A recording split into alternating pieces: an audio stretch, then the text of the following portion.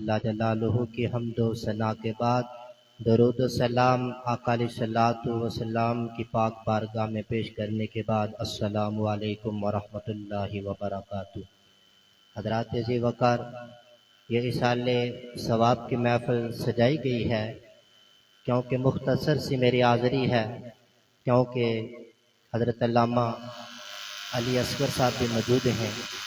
انہوں نے قیمتی ٹائم نکال کر جانا وہ یہاں پر حاضر ہوئے ہیں۔ حضرات عزیز وقار، کہ اللہ رب العزت جن مرحومہ کے لیے یہ محفل میلاد سجائی گئی ہے، اللہ رب العزت اس محفل کی برکت سے اللہ ان کے گناہوں خطاؤں کو معاف فرمائے۔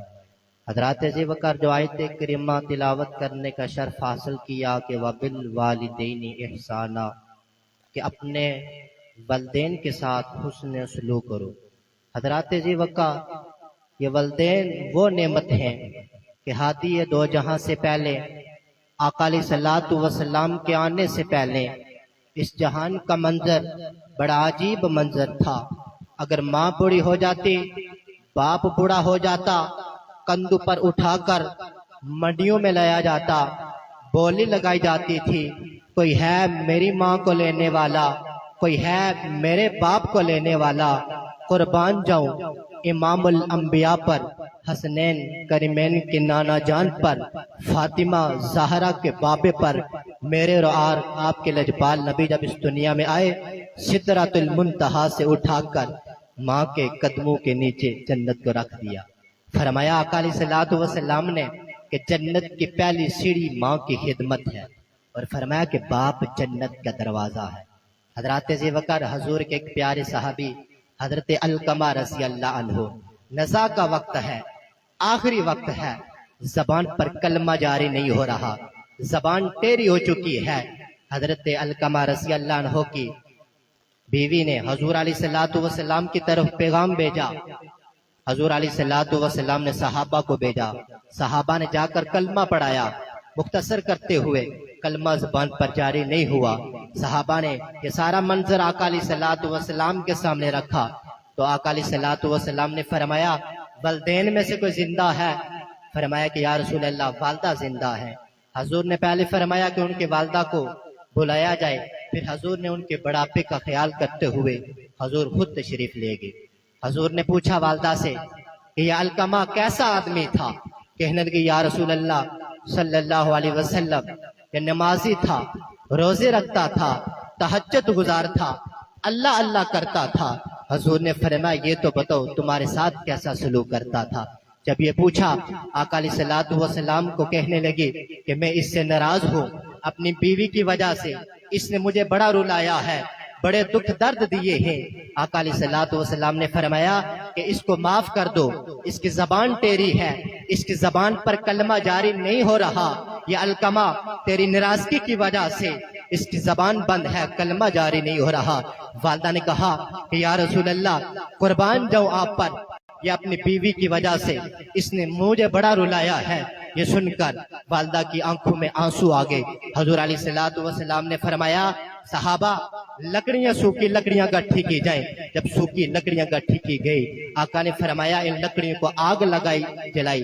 آگ جب لگائی گئی ان لکڑیوں کو آقا علیہ الصلوۃ والسلام نے فرمایا علقمہ کو اٹھا کر اس آگ میں ڈال دو۔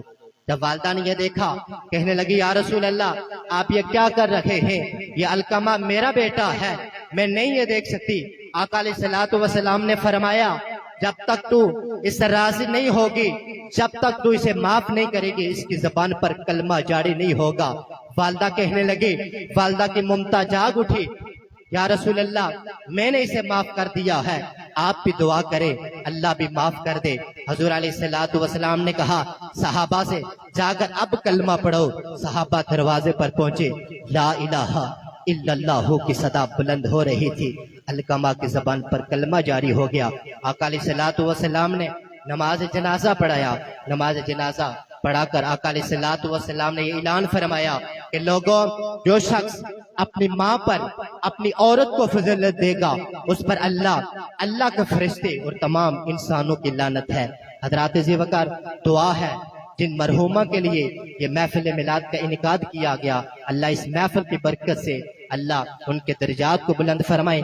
آخری بات حضرات کا جس وقت یہ ایصال ثواب کی محفل سجائی جاتی ہے تو اللہ رب العزت ایک فرشتہ بھیجتا ہے۔ وہ فرشتہ کرتا کیا ہے؟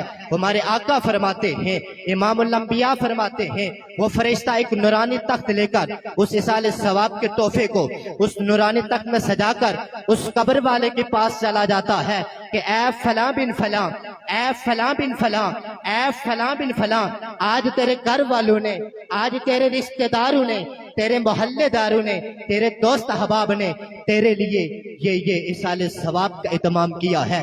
ہمارے آقا فرماتے ہیں جب وہ مرنے والا، تمہارا دنیا سے جانے والا پیارا، جب اس ایصال ثواب کے تحفے کو پاتا ہے، اس ایصال ثواب کے تحفے کو وصول کرتا ہے، اتنا خوش ہوتا ہے، اتنا خوش ہوتا ہے، اگر دنیا و ما فیہا کی ساری نعمتیں، ساری بادشاہت اگر لا کر اس مرنے والے کے قدموں میں رکھ دی جائے، وہ اتنا خوش نہیں ہوگا جتنا یہ ایصال ثواب کا تحفہ پا کر خوش ہوتا ہے۔